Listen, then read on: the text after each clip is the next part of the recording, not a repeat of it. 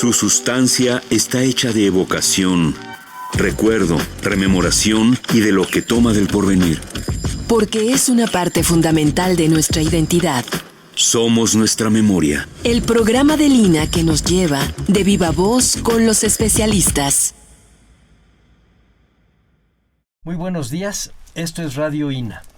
La Secretaría de Cultura y el Instituto Nacional de Antropología e Historia los invitan a acompañarnos en la emisión de la serie Somos Nuestra Memoria. Hoy contamos con la presencia de la doctora Julieta Haidar. Buenos días, doctora. Buenos días, bienvenida. muchas gracias. Yo soy Salvador Rueda. Me es grato dirigirme a usted, doctora, para hablar en esta ocasión de un tema difícil, pero fundamental para entender cómo entendemos el mundo. Usted nos dio un título precioso que se llama La magia de las palabras. Si hubiese que ponerle un subtítulo, habría que ponerle complejidad y transdisciplina. Y me gustaría que entráramos ya de lleno a esta idea de lo que es la magia de las palabras y todo lo que está por detrás, pero sobre todo en los modos y los caminos que ustedes pues trazan y nos permiten seguir hacia la magia de las palabras. Platíquenos qué es eso. Yo empiezo un poco con la complejidad, la transdisciplina, porque aunque tiene varios años ya eso, vamos decir, Edgar Morin y Bessarab Nicolescu y otros, hace varios años que empezaron con una reflexión en donde hacía una ruptura, de alguna manera, como plantea Bachelard, una ruptura en temas de los procesos cognitivos. ¿Y qué quiere decir eso? Quiere decir que todo lo que tenemos en el INA o en la ENA, que es historia, antropología, etnohistoria, lingüística, arqueología, en temas de ciencias sociales, y na complexidade da transdisciplina, eles dizem que há que haver um diálogo.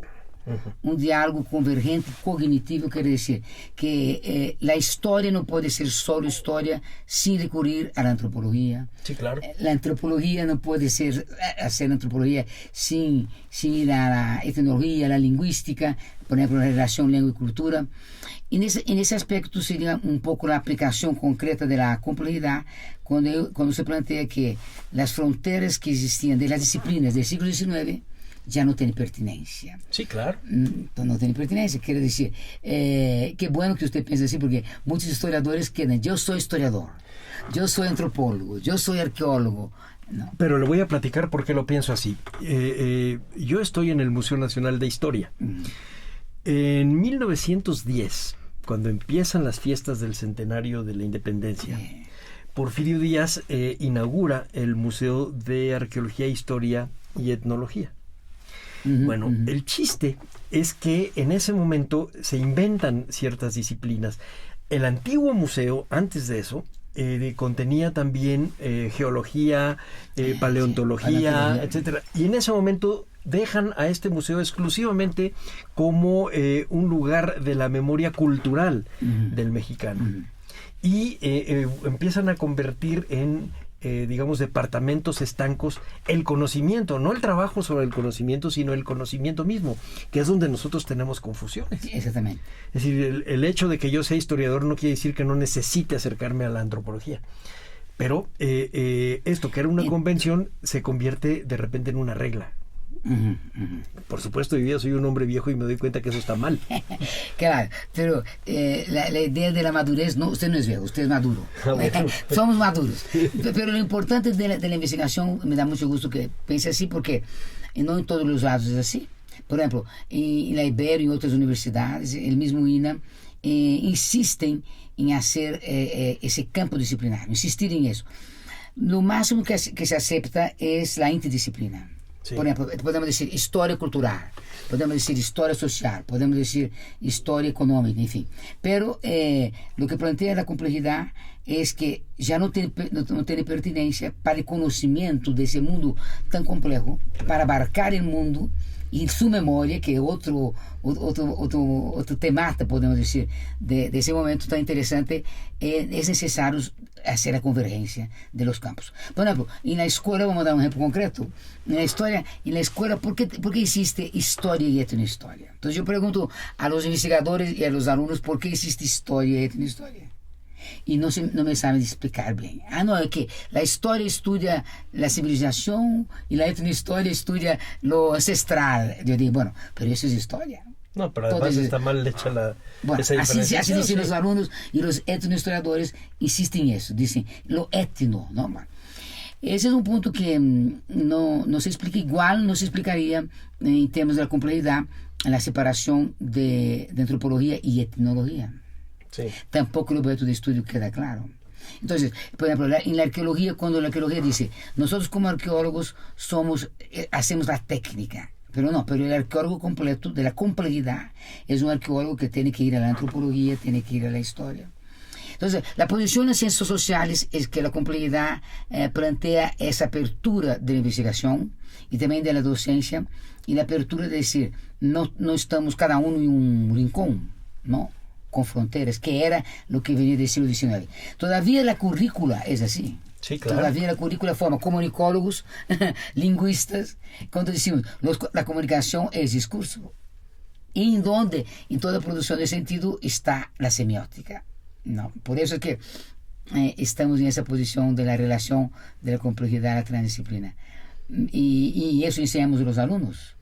Enseñamos a la docencia y la investigación en la complejidad de la transdisciplina. Claro, no es lo mismo ser interdisciplinar que transdisciplinar. No es igual. No es igual. Entonces mucha gente confunde porque una cosa es la disciplina, todo el mundo entiende. Yo soy historiador, o soy antropólogo, o soy arqueólogo, o soy comunicólogo, o soy lingüista, y para no ir en las ciencias naturales.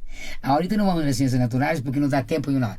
En las ciencias naturales otra biología, química, física, genética, es otra historia. Pero la complejidad implicaría también esa articulación, ese diálogo. Pero ahora, en ese momento, vamos a quedar solo en las ciencias sociales. En general, la interdisciplina es aceptada. Sí. Por ejemplo, en el campo de la antropología, nosotros vemos, antes era la antropología que estudia la cultura del otro, de la alteridad. Pero la alteridad era África, Asia, como hizo Levi-Strauss. La alteridad era las islas, no sé dónde. La alteridad no era ellos mismos. Urbano, Sí, ellos sí. mismos. Y la antropología urbana, por ejemplo. Entonces en primer lugar, la antropología tenía su campo, que era ese objeto canónico, ¿no? Después de, yo creo que la década de 60, cuando empieza la interdisciplina en todos los campos de conocimiento, la interdisciplina, la antropología es una de las que rompe las fronteras, pero la interdisciplina. Entonces aparece todo el campo interdisciplinario, antropología cultural, antropología económica, antropología política, antropología de género, de la infancia, de la adolescencia, todo es antropología, porque todo es producción cultural. Sí, por supuesto. Todo es producción cultural, pero también histórica. Entonces, por ejemplo, si yo pregunto a los alumnos cuál es la diferencia de la memoria histórica y cultural, es difícil explicar. Entonces podemos decir memoria cultural histórica. ¿Cuál es la diferencia? Bueno, queda la pregunta así, porque la convergencia de los campos implica el diálogo cognitivo, implica la convergencia y implica construir categorías. Sí. Reconstruir categorías, ¿no? No quedar solo en la disciplina. Y eso ha dado muy buenos resultados porque, primero, en literatura los alumnos se asustan. Se asustan un poco, entonces quedamos con la interdisciplina. Pero después ya en el posgrado, por lo menos en la línea que coordino en el posgrado de maestría y doctorado, ellos tienen que hacer complejidad y transdisciplina. Tienen que investigar desde esa epistemología. Y en otros campos sí requieren llegar a lo que usted maneja como el diálogo. Por ejemplo, yo tengo estudios de maestría en arte, y cuando estaba yo haciendo mi maestría me daba cuenta que no tengo el ojo de un historiador del arte. Me faltaba esa parte. Yo soy historiador. Y teniendo el diálogo con los historiadores del arte, en realidad podíamos llegar a conclusiones muy interesantes, porque ellos también no tenían alguna otra mirada. Sí, porque la complejidad de la transdisciplina implica crear otra mirada para descubrir la complejidad, porque la gente dice, quiere decir que el pensamiento no era complejo. No, el pensamiento siempre fue complejo. Siempre ha sido, claro. Pero en el siglo XIX dijeron, no, vamos a conocer desde la historia, vamos a conocer desde la antropología, vamos a conocer desde la arqueología, y se fueron segmentando. Ahí está. Como segmentó diciendo que eso es una falacia, o una mentira, se puede decir falacia, que es una mentira, diciendo que al separar nos especializamos. Claro. Pero ahí está una falacia.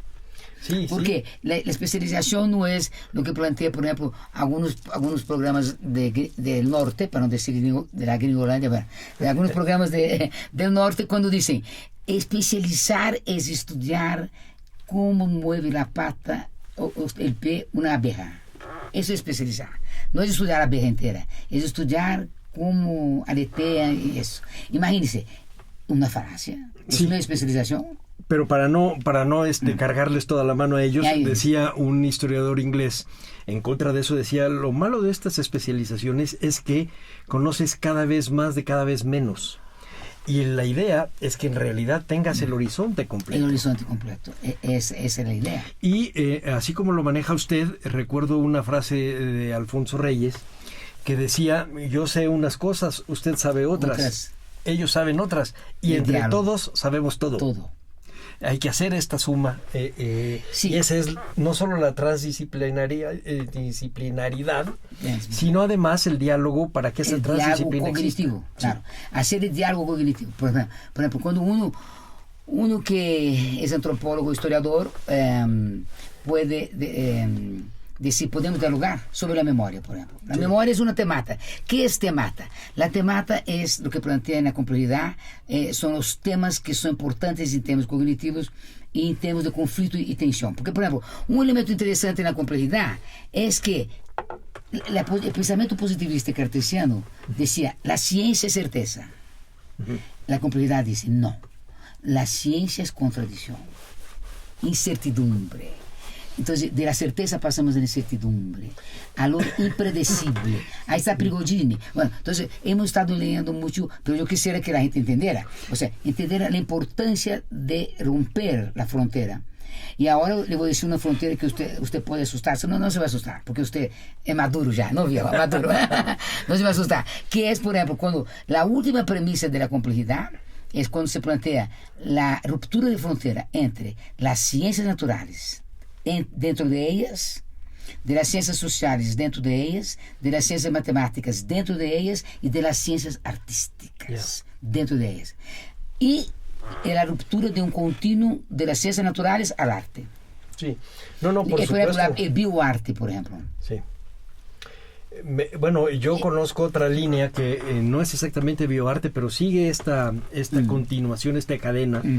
Por ejemplo, hay un texto de Pascal Quignard, un escritor francés, que habla sobre las primeras manifestaciones plásticas que están en Lascaux y cómo hay que leerlas, en las cavernas, cómo hay que leerlas y cómo está relacionado con la naturaleza y con la construcción artística en una mentalidad tan complicada como la nuestra. No estemos pensando que los primitivos son elementales. No lo son. Sí, ¿no? Esa es la idea, porque la gente dice, pero cuando critica el pensamiento complejo de Edgar Morin, porque mucha gente critica porque para hacer a complejidad en la disciplina implica que uno se forme. Sí. Por ejemplo, yo me formé en lingüística y literatura, ¿no? Fui estructuralista. Después de estructuralista, con 28 años, cuando me casé, dije no al estructuralismo. Entonces fui a materialismo y ahí estudié maestría en ciencias sociales y después doctorado en políticas. ¿Y cómo llega usted entonces por eso llegué a la complejidad? Ajá. Entonces, a partir de ahí, rompiendo con el paradigma estructuralista, busqué primero la interdisciplina para explicar, por ejemplo, cuando analicé el discurso sindical, el fetichismo de la conciencia de los obreros, yo no podía explicar con el estructuralismo.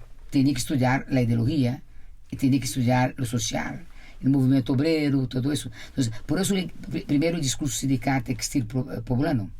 Trabajé 6 meses con los archivos de los sindicatos y ahí conseguí en el libro Discurso Sindical, publicado por Elina, agotado. Queremos que publique de nuevo, pero nunca publica. De nuevo, pero vamos a digitalizar. En donde llegamos al fetichismo de la conciencia.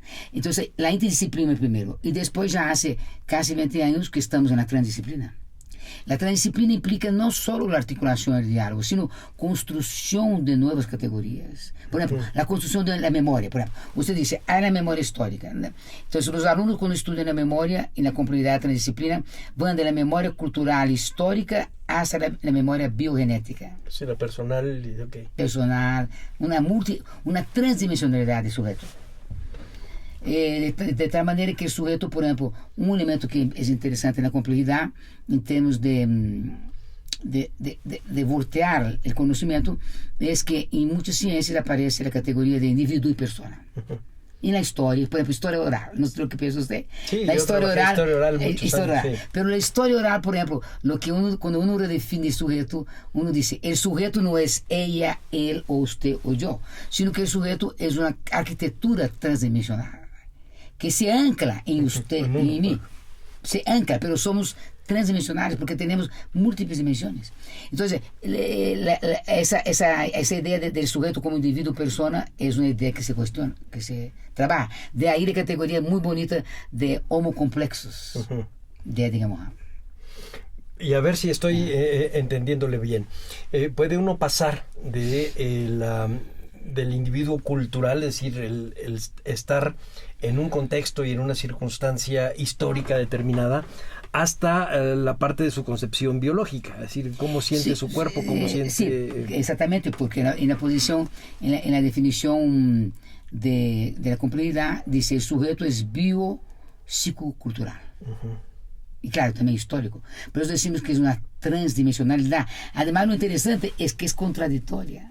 Y no aceptamos nosotros. Entonces, la falacia del sujeto es que cree, yo sé lo que sé, yo soy guapo, yo soy, en fin, yo soy el mero mero, como dicen aquí.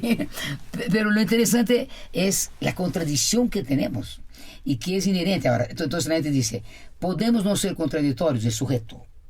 Yo digo, sí se puede no ser, pero en general la contradicción está pegada a la vida. Y podemos no ser contradictorios, pero hay que hacer una crítica, una posición crítica.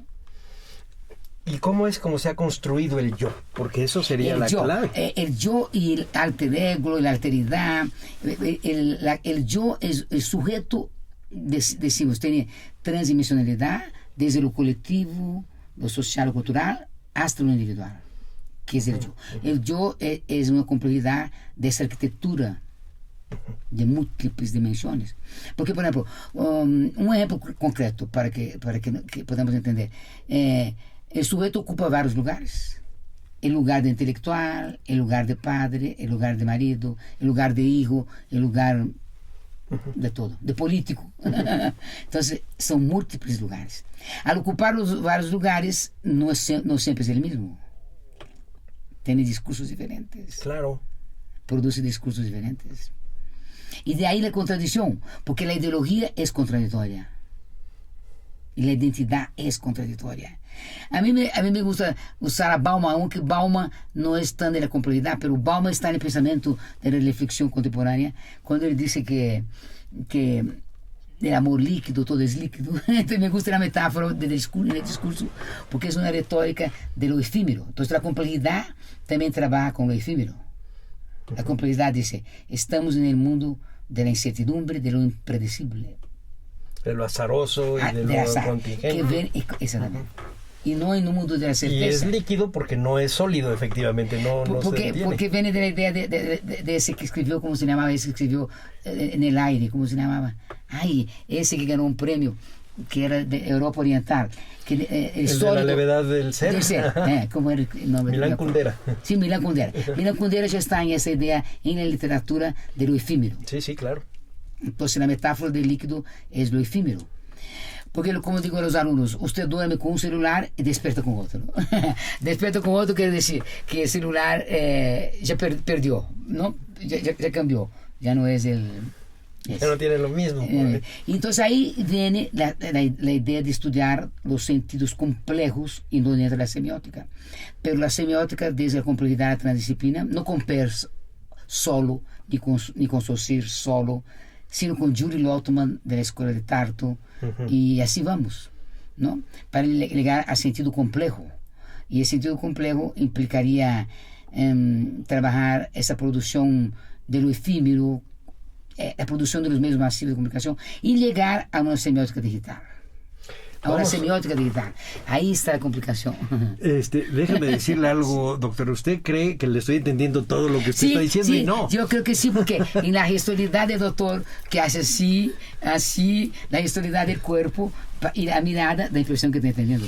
Pero, sí, yo creo que sí entiende. Sí. Pero hay a lo mejor cosas que no entiendo nada y me gustaría que fuéramos un poquito para atrás. Vamos empezando con la semiótica, que digamos es una palabra más o menos familiar. Hubo un tiempo en que efectivamente Saussure y Peirce, todos ellos, hasta el recién muerto Umberto Eco, se volvieron casi un bestseller. Pero poca gente sabe realmente qué es la semiótica. Platíquenos como si fuéramos alumnos de primer año y nos dice, a ver, la semiótica es esto. Bueno, primero tenemos que decir que la semiótica contemporánea quiere decir, aparece como uno de los fundadores con Peirce.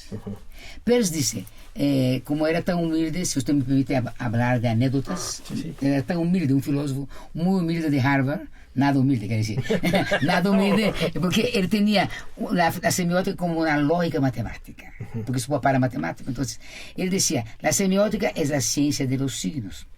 Y para estudiar esa ciencia, yo voy a usar la lógica matemática. Entonces, su semiótica es demasiado compleja y abstracta.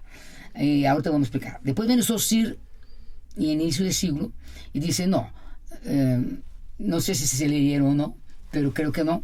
En ese momento que no había tanta circulación de libros, de todo. Entonces yo creo que no creo que no. Además Peirce creía, yo soy el que profetizo la semiótica y creo la semiótica. Saussure, entonces, a inicio del siglo, con sus alumnos, crea el estructuralismo con la semiótica estructural y la lingüística estructural. Entonces, voy a quedar solo en esos dos para explicar qué es la semiótica. Depende de la tendencia para decir qué es la semiótica, pero en general la semiótica es la ciencia que estudia toda la producción de signos y todas las prácticas de sentido. Por ejemplo, todo lo que es publicidad, todo lo que es teatro, cine, performance, cuerpo. Eso es, la semiótica estudia eso, el sentido que se genera. Eso es lo que estudia la semiótica. Un signo complejo, quiere decir, no es solo la lengua. Exactamente, lo que le iba a decir. La pintura, la publicidad, la propaganda política. Por ejemplo, estudian las cajetillas de cigarro, como dicen, no fume que se muere, y ponen la imagen, ponen el discurso. Entonces, es una semiótica compleja. Y la gente sigue fumando. Claro. Y de la bebida. Ya impidieron poner la publicidad del cigarrillo, pero la gente sigue fumando. Sí. Y por más que ponga imágenes grotescas de muerte, no lo mismo. Pero las ponen en el producto que te están vendiendo. Por eso. Hemos entrevistado aquí algunos especialistas en lingüística y nos hemos ido enfocando básicamente en la palabra, en la historia de la palabra y en la historia de la palabra hablada y escrita. Pero en el caso de la semiótica, en realidad es toda la construcción de signos. Sí, toda. Integra. Sí. Claro, integra. Entonces, porque la semiótica integra la palabra que está en la lengua, que es el discurso, que nosotros no trabajamos como la lengua, como estructura, trabajamos como la producción de sentido en la palabra, pero de discurso. Sí. Todos los tipos de discurso. Y ahora lo que vemos es que los discursos como tal están siempre acompañados de lo semiótico, que sería lo no discursivo, fuera de la palabra. Que es todo lo que vimos, el performance en la calle, las marchas, la ropa, la moda, la comida, el escenario, ¿no? De aquí, porque por ejemplo, un ejemplo que yo doy, ¿por qué nosotros cuando vamos al Colegio de México, no yo ya fui al Colegio de México, pero no yo propiamente, no he visto especialmente para ir al Colegio de México, pero los de la ENA no pueden ir al Colegio de México, vestido con mochilas y con guaraches y eso. El Colegio de México los para, en principio dice, ¿quién es usted? Bueno, así, un ejemplo. Entonces, el problema de la moda, un aspecto muy interesante para entender la aplicación de la semiótica, un aspecto muy interesante. Cuando planteamos el estudio de la moda en relación, por ejemplo, al blue jean o al jean. Entonces, es un estudio semiótico interesante porque cuando uno agarra el objeto de la moda, el jean que sale de la clase obrera y va a todas las... es transclasista. Y cómo se va resignificando. Eso estudia la semiótica, los procesos de sentido, cómo es que una clase media agarra esto, como en Santa Fe compran jean, pero en Tepito también compran jean y lo imitan. Y además, por ejemplo, lo que me gusta porque los alumnos de la ENA, no sé si en otras universidades, y si van al museo, que usan el jean bien agujereado, con todos los agujeros, que representa el desgaste de trabajo. Si son mujeres, hoy sí usan el jean agujerado porque está en la moda. Sí, está pero un mucho, hombre, mucho. Por ejemplo, yo no me pongo jeans, además de porque ya soy viejo, me los pongo solo el sábado. Efectivamente hay una cantidad de mensajes. Exactamente. Polisémico. Sí, que es polisémico, efectivamente. Eso estudia la semiótica. Muy bien. Y la complejidad de la transdisciplina implicaría que cuando vamos a una semiótica, la complejidad implica que somos dialógicos. En el sentido de construir modelos. Por ejemplo, si voy a hacer una investigación que planteamos a los alumnos, un alumno, por ejemplo, quiere hacer la memoria del lago Texcoco, en relación a cómo fue desapareciendo y todo. Entonces, él planteó 8 tipos de memorias. No solo la histórica, la cultural, la biológica, la del agua. En fin, ahí que él pesquisó y consiguió construir una definición transdisciplinaria de memoria y de sentido igual. El sentido es cognitivo, es emocional, tiene muchos, es polisémico, ¿no? Fíjese, doctora, hace unos meses se presentó en el Castillo de Chapultepec una exposición sobre indumentaria. Habíamos puesto para ejemplificar la indumentaria femenina y esta manera de ir traduciendo, sin decir que era semiótica, pero esta manera de ir traduciendo el uso del cuerpo. Había un vestido virreinal que pesa 20 kilos. Imagínese. Para una muchacha de 15 años, de finales del siglo XVIII, y habíamos puesto a un lado un vestido de papel de aluminio que se hizo en los años 60 que pesaba 800 gramos. O sea, de 20 kilos a 800 gramos hay todo un lenguaje del cuerpo totalmente distinto. Por ejemplo, la muchacha virreinal no podía alzar los brazos, no podía caminar rápido, no podía ir más que derechita. En cambio, la otra podía brincar, levantar los brazos. Hay un mensaje detrás de esto que nos ayudaría mucho a los historiadores si nos empezamos a meter con la semiótica. Exactamente. Y también con el discurso, porque usted entenderá, menos mal que el doctor es abierto, porque es polémico, usted entenderá que la historia también es discurso. No, por supuesto. Pero otros dicen que no. Otros dicen que era fenomenología. Otros discuten conmigo historiadores y dicen, no, la historia, usted estudia los hechos. Ocurre que ya Foucault y otros, Michel de Certeau, por ejemplo. Entonces yo agarro a Michel de Certeau para hablar con el historiador. Uno que me dice, no es discurso. Yo digo, bueno, lean de Michel de Certeau. Michel de Certeau es un gurú. Todo el mundo tiene que decir, voy a leerlo, la escritura de la historia. Entonces, en términos de la historia que ya hace 30 años o más, que ya plantea esa veta de que la historia es también discurso. No, por supuesto. Porque no podemos decir que es solo discurso. Porque está el sujeto, no es solo discurso porque está el documento en el archivo, está la historia de la moda, está la historia de todo, de los instrumentos, del campo y todo.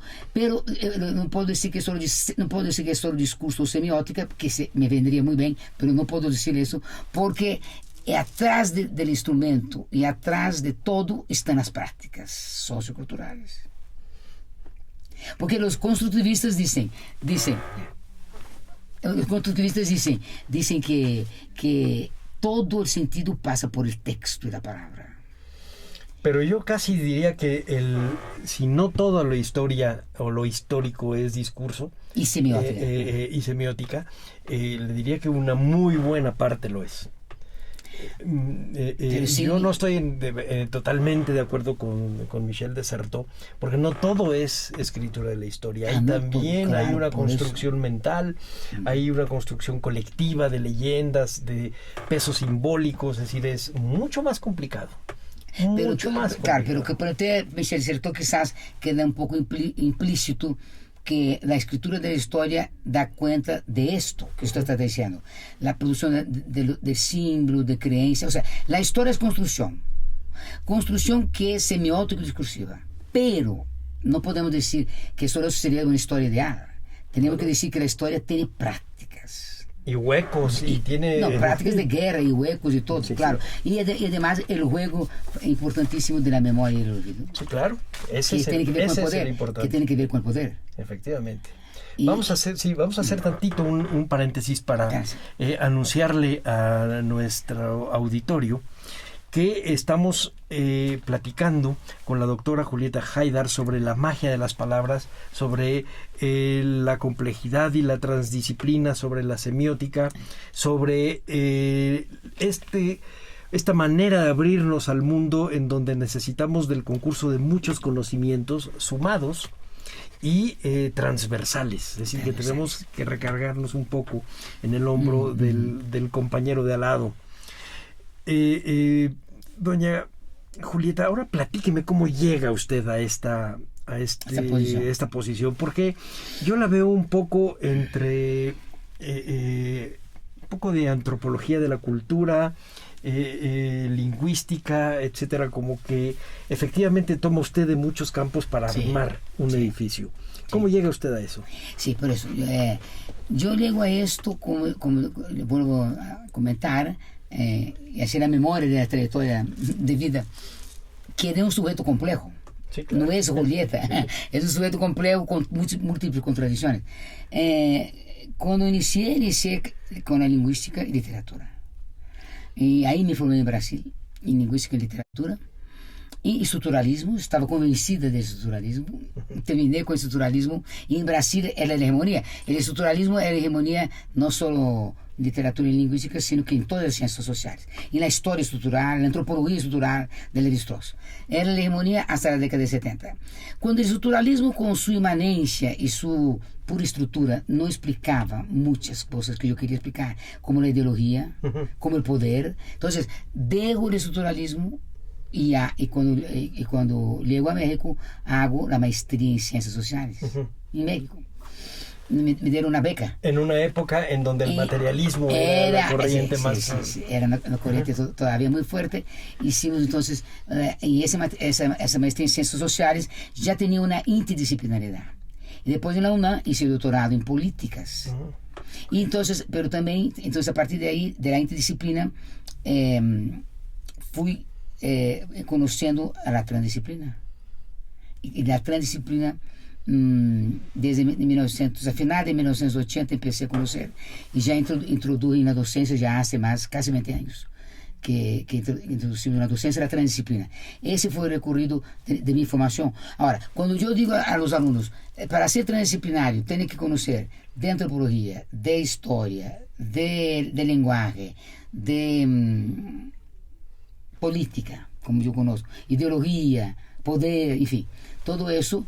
Cuando yo digo eso, los alumnos dicen, pero no, yo digo, cuando va a entrar en la línea, yo digo, tiene que trabajar la transdisciplina de la complejidad, que no es la interdisciplina. La interdisciplina en la escuela lo acepta, sí, también la Ibero lo acepta, porque y la historia, o sea, historia económica, historia cultural, o la misma psicología acepta la transdisciplina, psicología cultural, psicología social, pero la transdisciplina implica conceptos de la complejidad que plantea Edgar Morin en el método. Incluso la articulación con la física cuántica de Basarab y Nicolescu. Híjole, qué difícil. Pero es difícil, pero fascinante, doctor. ¿Sí? Es fascinante. Es fascinante porque es el conocimiento del siglo XXI. Sí, claro, además así es el universo. El conocimiento, así es el universo. Por ejemplo, acabaron de mandar un mensaje que después le puedo mandar a ustedes. Si no me pasa la ficha, le puedo mandar a ustedes un mensaje muy bonito por WhatsApp de la galaxia nuestra en forma de espiral. Y la espiral es lo que plantea Edgar Morin, la figura semiótica del conocimiento. Con la proporción áurea. Usted sabe de arte. Yo no sé tanto como usted de arte, pero sí sé algo de arte. Porque, por ejemplo, cuando los alumnos están trabajando arte, tienen que definir el arte con 10 premisas. Arte, cognición, arte, cultura, arte, emoción, arte, originalidad. 10 premisas de varios autores. Que no es nada fácil, ¿eh? Bueno, por eso está la investigación, Sí, claro. la complejidad transdisciplina. Sí. Pero yo quiero eso de que una premisa interesantísima de ese continuo que planteamos de las ciencias naturales, sociales, matemáticas, cuantitativas y estéticas, ese continuo, la complejidad explica planteando que el ADN está en toda la materia. Por lo tanto, está desde la molécula o desde el quartz, la más chica molécula, hasta el arte. Hasta el arte. ¿Por qué Leonardo da Vinci pintó con la proporción áurea? Nunca estudió, o se estudió. Si era humanista, Sí, podría haber conocido. Pero, la por ejemplo, proporción. toda esta parte helicoidal que tiene que ver con el ADN, que él se le imaginaba para Eso, otras cosas, eso. no creo que... Del doble ADN. Porque entonces, cuando partimos de eso, es que uno ve cómo es posible que en el arte rupestre o en el arte ancestral existían tantas producciones que se articulan con el arte de vanguardia y posvanguardia. Sí. Tiene que ver con ese ADN y esa memoria genética, de alguna manera, que es culturalizada, claro. Sí, culturalizada, pero efectivamente tiene esta raíz natural. Es decir, es el hombre biológico el que lo Ese está... que dice biológico, cultural Vamos a regresar un poco al asunto de la semiótica y particularmente al que trabaja usted, semiótica de la cultura. de la cultura. Platíquenos, ¿qué es eso? Si nosotros vemos un libro que dice de, la semiótica de la cultura occidental, ¿qué quiere decir? ¿Qué estamos hablando? ¿Qué nos vamos a enfrentar? Porque, por ejemplo, por eso decía que depende de las tendencias, ¿no? Nosotros colocamos algunos fundadores en el campo de la semiótica contemporáneos. Fundadores en términos de tendencia, por ejemplo, está Peirce, que dijimos, está Saussure, y están tres materialistas, que no son muy conocidos. Vorochinovsky, que es del grupo de Bakhtin, de Cronotopo, Cronotopo, polifonía. Está Reznikov, que es semiótica y conocimiento. Y está Yuri Lotman, de la escuela de Estonia, de Tartu, que estaba semiótica como cultura. Entonces, la semiótica de la cultura es cuando él plantea, al inicio con una influencia de Levi Strauss, cuando él plantea que toda cultura es texto. Entonces, la semiótica de la cultura es estudiar toda producción cultural como textos y buscar el sentido. Un texto heterogéneo, por ejemplo, si uno ve una catedral, usted que es historiador, si uno ve una catedral o uno ve la de Tonant Sintra, la capilla, en términos de la arquitectura, ¿no? O si uno ve eso, vamos a ver que son varios textos.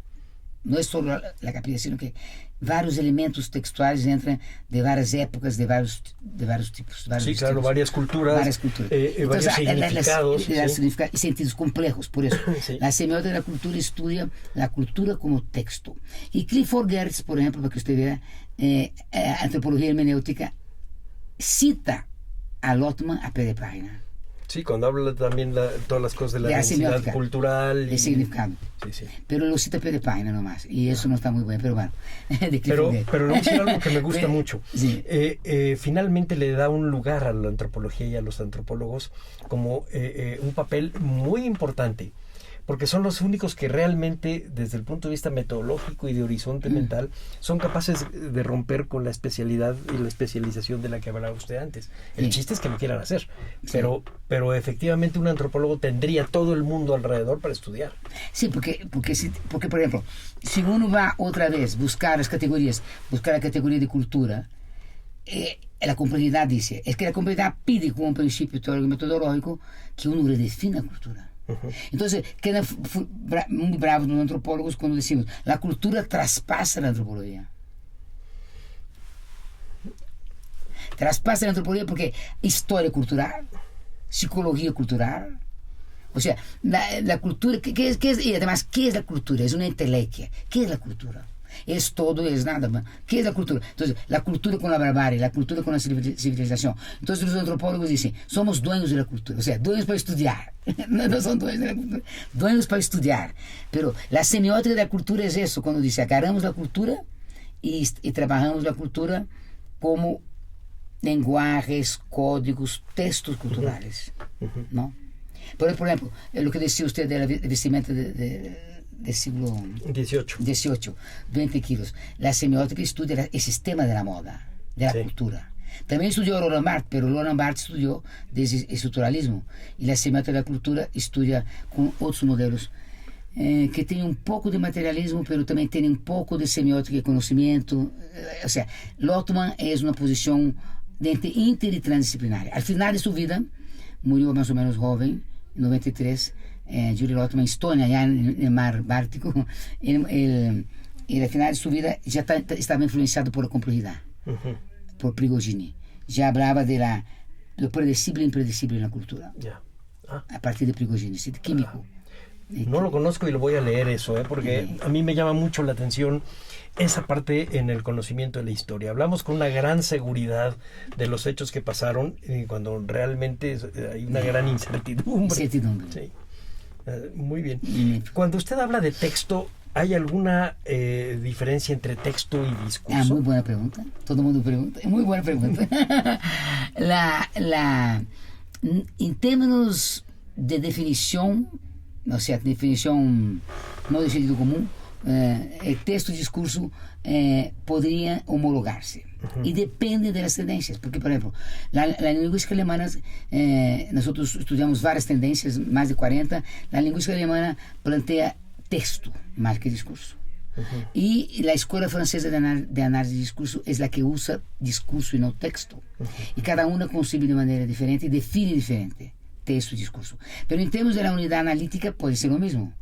Aunque el texto está ligado al texto escrito y el discurso ligado al oral, pero en términos de definición de la complejidad no es así. Es la misma cosa, por ejemplo, en Tonancintla, cuando usted habla es un texto arquitectónico que lleva varios discursos implícitos, varios textos y lenguajes. Sí. Y también la música, por la música podemos decir semiótica de la música o discurso de la música. Y de la música compleja actualmente, porque, por ejemplo, en la vanguardia y la posvanguardia del arte, en lo que menos quieren ellos es el canon. Sí. Lo que más aborrece, el tabú. El tabú para el arte es el canon. Siempre lo fue, ¿no? Sí. Y ahora más todavía. La posvanguardia dice, hacemos lo que queremos, donde queremos y con el material que queremos. Sí, bueno, lo que pasa es que después de 3 o 4 siglos de dominio de un canon, lo que hacen es romper continuamente. Sí.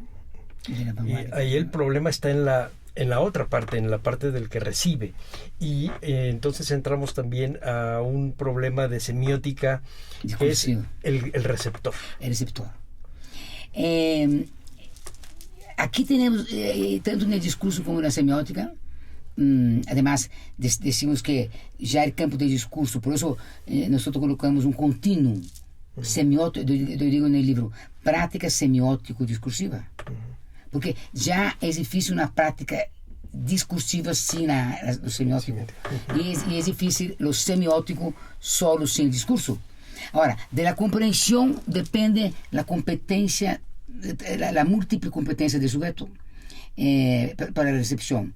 Yo diría que para la recepción el que hace, el sujeto productor, tiene que buscar estrategias para que lo comprenda, como en este caso de esta entrevista, o como la docencia, o un político tiene que buscar estrategias. Primero para que lo entienda y segundo para ser persuasivo. Yo aquí estoy haciendo la persuasión, para que sea persuasivo, para persuadir de que estudien la complejidad de la disciplina. Bueno, ahí lo único malo es que yo no tuve ninguna estrategia para poder platicar con usted. No, sí tuvo, sí. Usted usó todas las reglas de la pragmática, de la comunicación, ¿cómo no? Sí. Pero entonces la recepción es un problema porque depende de la posición ideológica para que la gente entienda, depende de la competencia cultural, depende de todo eso. Pero, doctora, y cuando se trata, por ejemplo, del gusto, es decir, si nos vamos al campo del arte, habló hace un ratito usted de la música, pero también podemos hablar de la pintura moderna. Claro. ¿Cómo entra ahí el receptor cuando la construcción del yo del artista es muy fuerte? Lo que pasa es que como recurro a Umberto Eco, cuando él plantea la obra abierta, ¿no? Y también recurro al lector en fábula. Sí, sí. Él habla de los mundos posibles. Aquí el problema es que con la complejidad de la transdisciplina aceptamos lo hermenéutico de la recepción hasta un punto. O sea, para el análisis podemos decir que en cualquier ciencia, pero no, las naturales no aceptan la hermenéutica, pero las ciencias sociales y el arte particularmente, hay una semiótica del arte. Sí. Dicen, vamos a hacer hermenéutica. Gadamer y todos los otros, Riquet, yo reconozco que está con sombrero, como dicen, para Riquet, que es hermeneuta, pero es un excelente, escribió mucho sobre 3 libros sobre la narración y la metáfora viva, en fin. Es un gran intelectual, aunque sea hermeneuta. Entonces, en términos de la complejidad, como no podemos, no excluimos, sino que hacemos convergencia, no decimos que no hay hermenéutica en cualquier recepción o cualquier tipo de análisis. Hay una dimensión hermenéutica, pero no quedamos ahí. Ya. Tenemos que saltar eso y ir a la explicación y al análisis, incluso en el arte. Porque el arte es muy fácil, y el discurso religioso del arte es muy fácil decir, yo interpreto la obra de arte. Esa cosa de la interpretación de la obra de arte está bien, pero cuando yo quiero hacer semiótica de la obra de arte, yo tengo que recurrir a modelos De interpretación, sí. más allá de la interpretación. Más allá, ok. Más allá. Porque yo puedo interpretar, usted interpreta Picasso, usted interpretamos Toledo o los de aquí, ¿no? Hay muchos estudios. Pero cuando uno queda solo en la interpretación, es cuando yo creo que el sentido escapa. Ese es el problema. Solo en interpretación, él interpreta, usted interpreta, él, todo el mundo interpreta. Ahora, la obra, según Umberto Eco, me parece muy bien lo que dice él, que la interpretación tiene un límite. Es un abanico, pero tiene un límite. Y el límite es que no puedo ser todo, interpretar todo lo que yo quiero, ¿no? A no ser que la gente apele a algunas sustancias para interpretar todo lo que quiere. Pero en principio un docente, un investigador tiene que tener reglas y límites, sí. Ciertos límites, eso dice él. El límite, incluso uno de los libros de Eco, él hablaba de interpretación, en algunos libros se resbala cuando habla del arte. En Apocalípticos, no. La obra Ópera Abierta, excelente, Sí, todavía un discurso fundante. La obra abierta, él plantea como el arte, como uno de los aspectos del arte, es la mayor polisemia del sentido. Donde puede caer una premisa, donde puede caer en la interpretación. Sí, pero interpretación, pero después los modelos de análisis. Para controlar la polisemia, ¿no? La polisemia que el arte permite. Sí, y además... y también Lotman también eso. Recuerdo Eco, nada más ahorita como paréntesis, efectivamente él establece una serie de instrumentos de control, me acuerdo de algo que tiene que ver con la historia, que es la invención de Plinio el Viejo por Plinio el Joven, en una carta a Tácito, de cómo muere Plinio el Viejo, y entonces lo inventa como un héroe de la ciencia, cuando en realidad no sabemos qué pasó. Ahí está la invención, sí, sí. De la victoria. Y entonces Eco explica perfectamente con unos instrumentos de control, revisando la carta de Plinio a Tácito, qué es lo que está diciendo para que Tácito esté pensando que es la otra cosa, cómo lo está dirigiendo a que construya a un héroe. ¿Sí? Claro. Y la estructura, en términos de la semiótica y discurso, la estructura de recepción siempre es muy complicada. Siempre. Sí, bueno. Porque el productor dice, yo produzco eso y quiero, como por eso la intencionalidad no sirve para eso. Usted puede tener una intención cuando escribe una obra literaria, o cuando pinta, o cuando hace una publicidad, y la intención es que vende el producto, que la gente lea, o que sea eficaz como la obra. Pero una cosa es lo que el productor piensa y otro es la complejidad de los canales, de los ruidos que hay entre la producción y la recepción. Todos los intermediarios. Hay mucho ruido. Sí, sí. El ruido ideológico, cultural, de época. Por ejemplo, para un historiador, la gran pregunta que uno hace en el discurso, por ejemplo, literario, en relación de la crónica, de la historia, es cómo leer a Quijote. Uh-huh. Cómo recuperar los sentidos del siglo XVI al siglo XXI. Sí, claro. Una construcción muy complicada. Sí, claro. Entonces podemos decir, el Quijote en el siglo XVI tuvo un sentido y se fue resignificando. Pero debe haber formas dentro de la obra la historia de la caballería, ¿cómo es? Todo eso de condición de producción del siglo XVI para que pudiera uno llegar a ese sentido. Pero no a todo, quizás, a una parte. Y después ahora que el Quijote se impregna de miles de sentidos. Sí, claro. Y pasó 5 siglos, ¿no? Es interesantísimo. Entonces, eso es lo que estudia semiótica. Por ejemplo, los cambios de sentido del arte, de todo eso. Además de todo, además de la propaganda política. Y estudiamos la eficacia de una publicidad. ¿Cuáles son sus herramientas para analizar esto, doctor? De sentido. Sí. Yo uso, depende del dato. En todo caso, el dato, por ejemplo, para las investigaciones que usamos, el dato es complejo. Entonces, el dato puede ser abordado como estamos en complejidad. El dato no es solo abordado desde la cultura, desde la historia, economía, política, de acuerdo con el dato. Y del arte, de la estética. Por ejemplo, tenemos una investigación muy bonita sobre la violencia. ¿Cómo se llama ese que es fotógrafo? Salgado. No, Salgado es brasileño.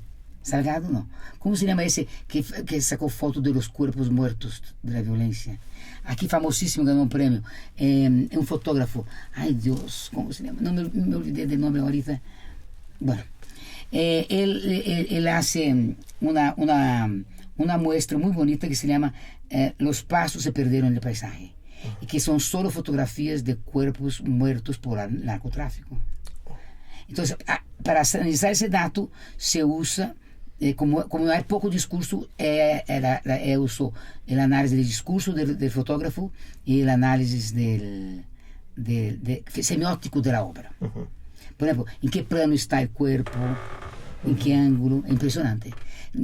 Sus pasos se perdieron en el paisaje. Hay que buscar el nombre, no me acuerdo el nombre. Pero sí hay que buscarlo porque, así como lo cuenta usted, efectivamente hay una es maravilloso, es mexicano. Sí, y hay una serie de lenguajes que usan estos hombres en las orillas del orden social que hay que saber interpretar porque de otro modo no sabemos cuando estamos traspasando la frontera. Desde el título de la exposición, porque da un sentido, orienta. Porque si no usted ve cadáveres. Solamente cadáveres, sí. Sí. Es muy bonito. Ahorita buscaremos el nombre. Sus pasos, ya tiene el nombre. Sus pasos se perdieron en el paisaje. Muy bien. Así es semiótica. Entonces usamos esas herramientas. Todas las herramientas que dan las ciencias sociales. Por ejemplo, identidad, memoria. Buscamos en la historia, buscamos en la antropología, buscamos en Ottoman. Ottoman trabaja la memoria de la cultura. Entonces a Ottoman preguntamos, ¿por qué no trabaja la memoria de la historia? A Ottoman, en sus libros. Y yo fui a orientar donde estaba él. Se murió en 93. Pero ahí están sus discípulos y algunos muy amigos nuestros. Y pregunté, ¿por qué no trabajó la memoria histórica? Entonces, allá. Había estado muy bien. Y ellos contestaron que la memoria de la cultura en Ottoman implica la historia. Yo dije, bueno, así le dije. Todavía no me quedo así. O sea, para no ser mal educada, quedé con la duda, ¿no? O sea, hay un continuo, pero vamos a decir, yo preguntar la diferencia, sino que hablamos de un continuo, pero ¿qué es cultura y qué es historia? ¿Qué es memoria de la cultura y memoria histórica?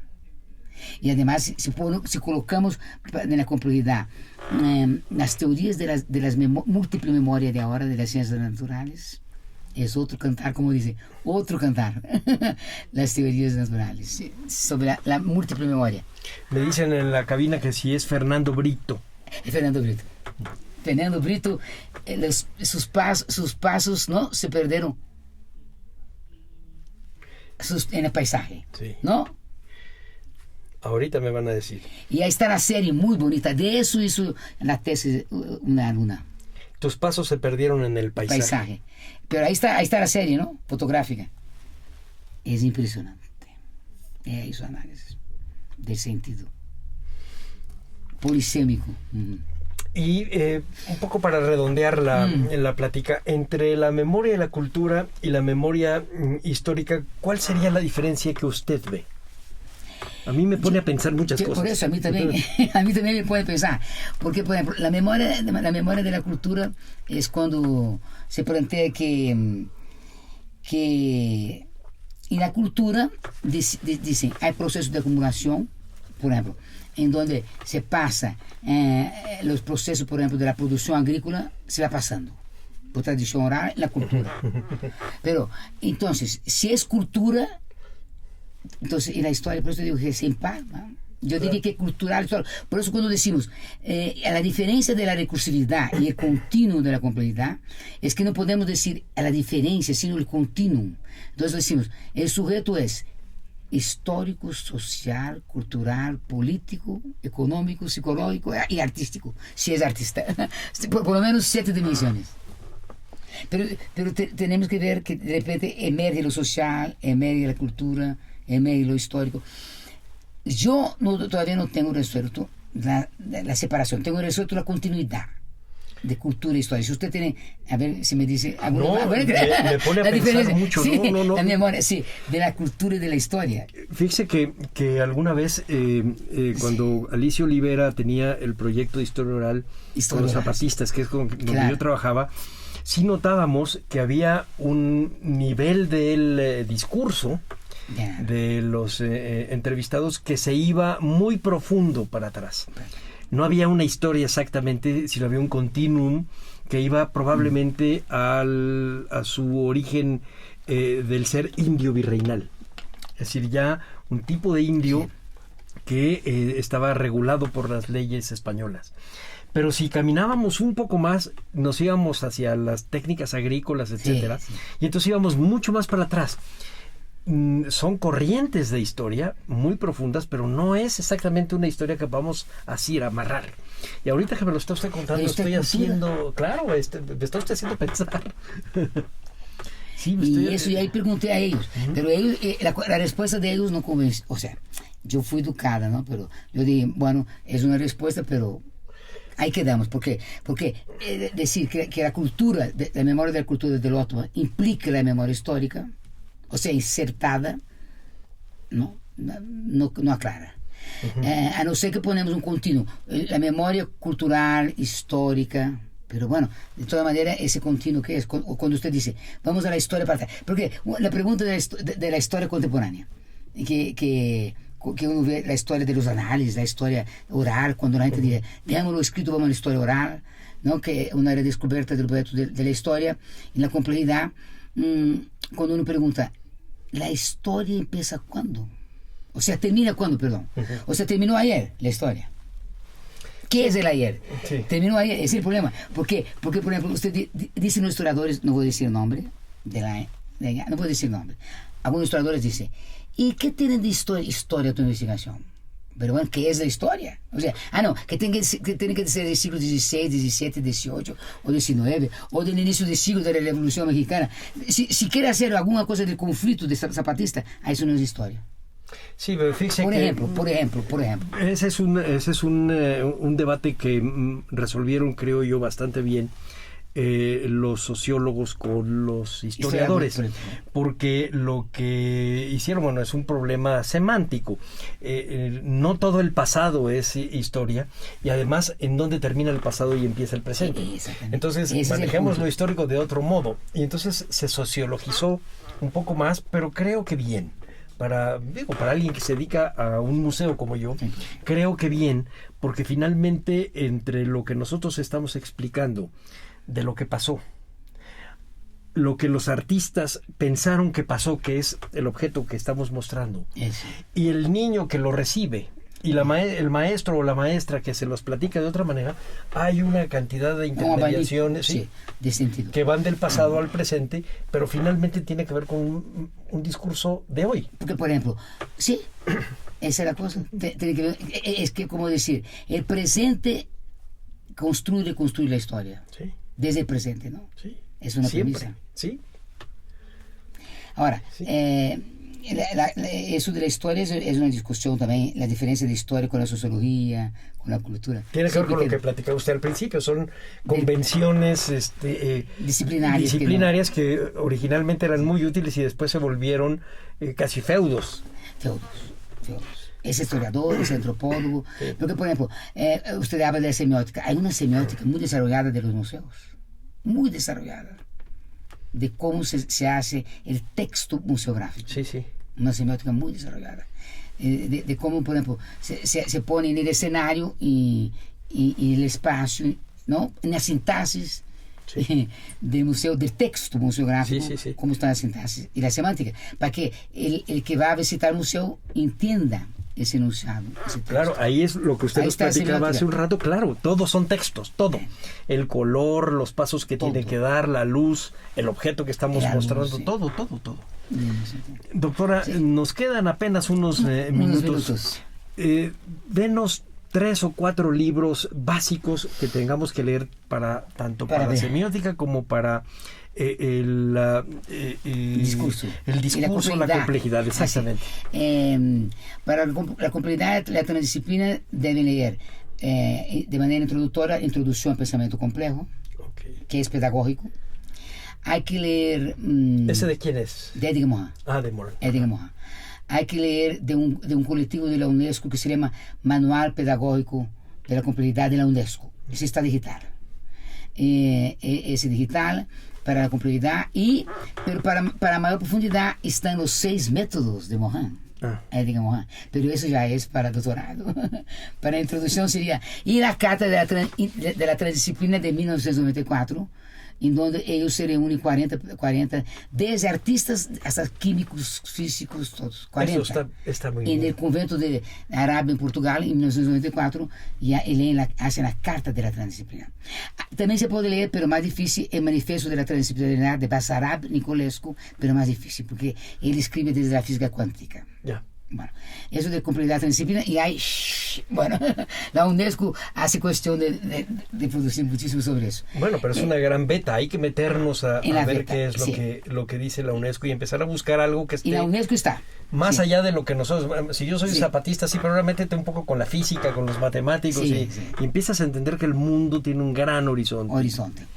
Y el discurso, para análisis de discurso, hay... Análisis de discurso, mi libro... que está agotado, el debate Seu-Rectoría, donde yo aplico la complejidad de la transdisciplina al discurso. Está agotado, pero está en digital. Pues La vamos UNAM a- subió Muy en bien. digital. El debate Seu-Rectoría. Y también está el libro de Foucault, El orden del discurso. Ah, sí. Está el libro de Péchet, Análisis automática del discurso. Van Dijk, famoso análisis de discurso, que dice que hay varios libros digitalizados, ¿no? Hay revistas de discurso sociedad de él también, donde se ponen varios artículos sobre análisis de discurso. Y de la semiótica tenemos primero la traducción en semiosfera, 3 semiosferas, que tradujo Desiderio Navarro, de la obra de Judy Lottman, Semiótica de la Cultura. También está en la revista Entre Textos, también sobre Lottman, digital. Les puedo pasar después. Está en la revista de Fundación Criterios de Cuba, de Desiderio Navarro también, eso sobre la semiótica de la cultura. Y sobre la semiótica, la otra semiótica está en los libros de Peirce, muy difícil de leer. Está lo más fácil de leer, que es Roland Barthes, La retórica de la imagen. Que además son bonitos, está escrito Sí, de bonito. una manera bonita. Es Sí. bonita, la retórica de la imagen, el mensaje fotográfico. Es el fundador de la semiótica visual. Después viene Humberto Eco, muy joven, 68, con estructura ausente. Son libros introductorios, aunque no está tan fácil la estructura ausente. No, son difíciles de leer, efectivamente. ahí. El mismo Humberto Eco confesaba que era un poco sangrón cuando era joven Sí. y escribía muy Sí, feo. escribió muy jovencito, escribió Sí. esa. Primero escribió los libros de literatura y después empezó con la semiótica. Y el primer libro, uno de los primeros libros, escribió otros artículos, pero uno de los primeros libros era la estructura ausente. Y además lo interesante con Humberto Eco, ya que vino ahora, solo para terminar, es que él hizo, se salió en internet, todo el mundo sabe, él hizo severas críticas al mundo digital. Por la cosa del humanismo frente al mundo digital, que, vamos a decir, nos está transformando en robots, Sí. de alguna manera, ¿no? El poshumanismo. Sí, sí. El poshumanismo. Si no nos cuidamos, estamos en el poshumanismo, ¿no? Sí, decía que no era lo mismo estar bien informado que conocer. Que conocer. O sea, que dominar todo, que conocer. Sí. Y entonces lo que tenemos, y ya terminamos, lo que tenemos en la computadora es un laberinto, pero no tenemos los hilos de Ariadne. Tenemos pocos hilos de Ariadne. Es un laberinto nos que perdemos a ahí. cada rato el Minotauro nos come. A cada rato. Porque te pone uno y te manda y va. Es un laberinto. Sí. Pero fascinante. Fascinante, sí. Pues muchas gracias, Gracias a ustedes. doctora. Gracias a usted. A nombre de Radio INA, doy por terminada esta emisión que fue posible por la generosa participación de la doctora Julieta Haidar y todo este enorme mundo que nos está abriendo. Gracias a nuestros escuchas por su atención. Les sugerimos consultar más de nuestra producción a través de www.radio.ina.gov.mx. En la realización, la Dirección de Medios de Comunicación a través de la Subdirección de Radio INA con Gabriela Marentes al frente. En la producción, Evalnibaldo Morales. En los controles técnicos y edición, Joel Cuautle. Yo soy Salvador Rueda y hasta la próxima. Las opiniones y comentarios aquí expresados son de entera responsabilidad de quienes proporcionan la información y no representan necesariamente las opiniones de Radio INA ni comprometen el pensamiento editorial del Instituto Nacional de Antropología e Historia.